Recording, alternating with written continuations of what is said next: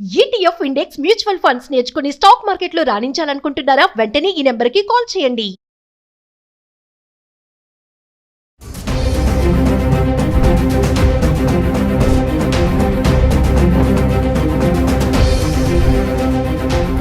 నమస్తే, welcome back to Suman TV. ప్రస్తుతం మనతో పాటు ఉన్నారు consumers affairs committee chairman Mandari Krishna Reddy గారు. నమస్తే సార్. నమస్తే అమ్మా.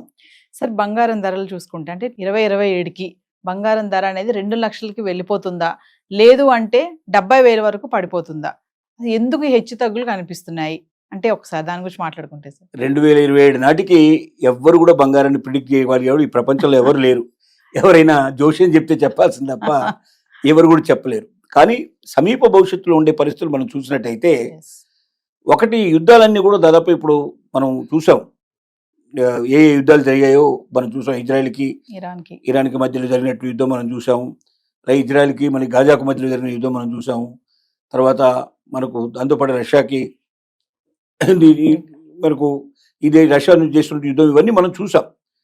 ఈ యుద్ధాలన్నీ చూసిన తర్వాత ఇప్పుడు ఏమవుతుందంటే, ఇంకొక కొద్ది రోజుల్లోనే ఇప్పటికే మనకు ఇజ్రాయెల్ ఇరాన్ మధ్య యుద్ధం పూర్తిగా సమసిపోయింది. వాళ్ళ మధ్య కాంప్రమైజేషన్ వచ్చేసింది. గాజా యుద్ధం కూడా ఈ 2-3 రోజుల్లో ముగిసేటట్టు కనబడుతోంది. ఈ యుద్ధాలు పోయిన తర్వాత రష్యా యుద్ధం కూడా ఆగడానికి అవకాశాలు ఏర్పడుతున్నాయి. యుద్ధాలు అనేవి ఎప్పుడైతే లేకుండా పోతాయో బంగారం రేటు తగ్గడానికి ఆస్కారం ఎక్కువగా ఉంది అనేది ఒకటి.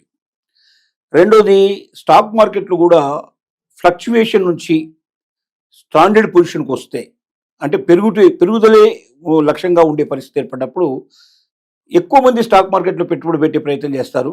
బంగారంలో పెట్టడానికి చాలామంది వెనుకాడతారు. అప్పుడు ఏమవుతుందంటే బంగారం ధరలు తగ్గడానికి పాసిబిలిటీస్ ఉంటాయి. రేట్ ఎక్కువ పెరగడం వల్ల కూడా చాలామంది గోల్డ్ కొనడం అనేది మానేశారు. దానివల్ల కూడా రేట్లు తగ్గేటువంటి పరిస్థితులు కనబడుతున్నాయి. ఇది ఒక 70-75 వేల వరకు వెళ్ళేటట్టుగా ఒక అవకాశం కనబడుతుంది. అంటే మనం చూస్తున్న నిపుణుల ఆలోచన ప్రకారంగా, అంచనాల ప్రకారంగా ఆలోచిస్తే పెరగడం కన్నా కొంచెం తగ్గుదల పడే అవకాశమే. 70-75 వరకు వచ్చి మళ్ళీ అక్కడ కొంతకాలం స్థిరంగా ఉండి అప్పుడు పెరగడమా తగ్గడమా అనేది స్టాండ్ తీసుకునే పరిస్థితులు కనబడుతున్నాయి. అంటే ప్రపంచ గోల్డ్ నిపుణులు అందరూ భావిస్తున్న విషయం, ఇంకా గోల్డ్ రేటు తగ్గొచ్చు కొంచెం అనేటిది భావనలో ఉన్నారు.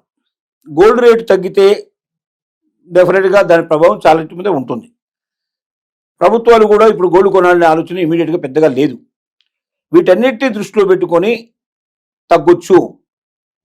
ఇప్పుడు ఆషాఢ మాసంలో పెద్దగా కొనుక్కునే వాళ్ళు లేకపోవచ్చు, కానీ ఇంకా నెక్స్ట్ మళ్ళీ పెళ్లి సీజన్ అనేవి స్టార్ట్ అవుతున్నాయి, పెళ్లిళ్ళకి అవుతున్నాయి కాబట్టి పెళ్లిళ్ళకి, పండుగలకి, ఫంక్షన్లకి వాటి కూడా కొనుక్కునే అవకాశాలు ఉంటాయి. 2027 నాటికి మనం చెప్పలేం, కానీ ఈ 2-3 మాసాలు ఈ సంవత్సరం లోపల ఇంకొక 2025 లోపలే మనం చూసినట్టయితే 2-3 మాసాలు, 4 మాసాల లోపల మాత్రం కొంత మార్పు వచ్చే అవకాశాలు కనబడుతున్నాయి.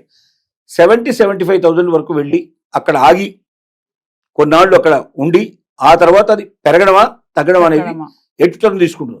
ఎందుకంటే ఎప్పుడు ఈ ప్రపంచంలో ఏ దేశం మధ్య యుద్ధం వస్తుందో ఎవరు చెప్పలేరు. ఎప్పుడు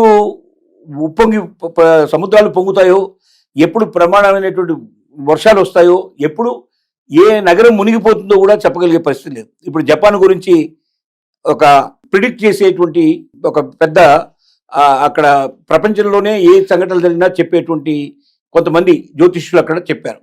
ఆ చెప్పిన దాని ప్రకారంగా ఇప్పుడు జపాన్ మునిగిపోయే అవకాశం ఉంది. కంప్లీట్గా లావా ప్రవహించి జపానే కర్మగైపోతుంది అన్నట్టుగా భయపడుతున్నారు అక్కడ. అంటే ఇలాంటి ప్రిడిక్షన్స్ మనం చెప్పడం వల్ల ఏమవుతుందంటే కొంతమంది లోపల భయం బయలుదేరి ముందుగానే వాళ్ళు కొద్దిగా ఇబ్బందులు పడడానికి అవకాశాలు ఉంటాయి. ఇంకా రేటు తగ్గిపోతుందని గబుక్కున బంగారం అమ్ముకునే అవకాశాలు ఉంటాయి. ఇది కరెక్ట్ కాదు. ఎందుకంటే 70-75కి వచ్చినా కూడా అక్కడ ఆగదు. అది మళ్ళీ పెరిగి 1,00,000 దాకా వచ్చే పాసిబిలిటీస్ కూడా ఉన్నాయి.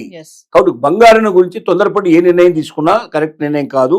అది డ్రాస్టిక్ గా తగ్గినప్పుడు మాత్రం తగ్గినట్టు లెక్కేసుకోవాలి తప్ప కొద్ది గొప్ప తగ్గడం అనేది పెద్దగా తగ్గడం కింద లెక్కేసుకోవద్దు. కొంచెం పెరగంగానే ఆతృత పడిపోవడం, కొంత తగ్గంగానే ఏదో బాధపడిపోవడం, ఇలాంటివన్నీ చేయకుండా నింపాదిగా బంగారం గురించి అన్ని రకాలుగా ఆలోచించి స్టెప్ తీసుకోవడమే కరెక్ట్ స్టెప్. మామూలుగా చూసుకుంటే ఈ పెరుగుదలకి యుద్ధాలకి అసలు ఏం సంబంధం ఏంటి?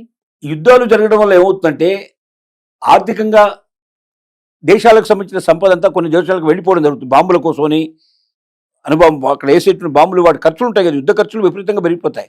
ఆ ఖర్చులు ఎక్కడి నుంచి తీస్తారు? దేశాల నుంచే తీసుకెళ్తారు. అంటే ఒక దేశం ఇంకో దేశానికి సాయం చేయడం.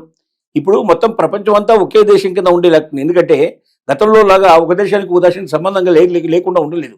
కొన్ని దేశాలు ఒకవైపు, కొన్ని దేశాలు ఒకవైపు ఆటోమేటిక్గా చేరతాయి, వాళ్ళకి సాయం చేస్తాయి. ఈ యుద్ధానికి ఎప్పుడైతే డబ్బంతా కూడా ఒకవైపు వెళ్ళిపోయిందో అప్పుడు ఏంటంటే బంగారం కొనడానికి అనువుగా ఉండదు. బంగారాన్ని గురించి కాకుండా యుద్ధాన్ని గురించి ఎక్కువ ఆలోచిస్తారు. కాబట్టి ఎక్కువ సంపద అటువైపు ఖర్చు అవుతుంది. కాబట్టి బంగారం తాత్కాలికంగా రేటు పడిపోయే అవకాశాలు ఉంటాయి. ఎక్కువ మంది కొనేటువంటి పరిస్థితులు కూడా ఎక్కువ ఉన్న పరిస్థితులు పడతాయి. ఇది ఒక రకంగా సిద్ధాంతం. అలాగే స్టాక్ మార్కెట్లు స్టాండర్డ్గా ఉంటే అందరూ ఎక్కడే పెట్టుబడి పెడతారు, ఎవరు ఇటువైపు రారు. అది రెండవ సంకేతం. డాలర్ స్ట్రాంగ్గా ఉంటే కూడా కొన్ని మార్పులు వచ్చే అవకాశాలు ఉంటాయి.